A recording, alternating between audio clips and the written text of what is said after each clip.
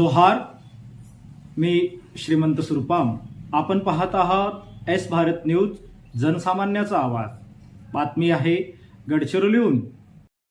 देसाईगंज शहरात हनुमान वाड येथे शहरी आयुष्यमान आरोग्य मंदिराचे आमदार रामदासजी मसराम यांच्या हस्ते उद्घाटन संपन्न.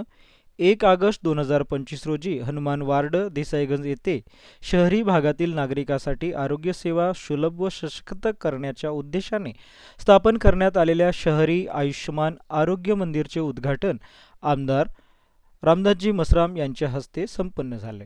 यावेळी माननीय आरमोरी विधानसभा क्षेत्राचे माजी आमदार कृष्णाजी गजबे, तहसीलदार देसाईगंज श्रीमती प्रीतीताई डुडुलकर, गटविकास अधिकारी श्रीमती प्रणाली कोचरे, तालुका अधिकारी doctor Anandji Thakare, paramedical worker Dinkar Sandukar, वैद्यकीय अधिकारी डॉक्टर सावंगी आदी मान्यवर या उद्घाटन प्रसंगी उपस्थित होते.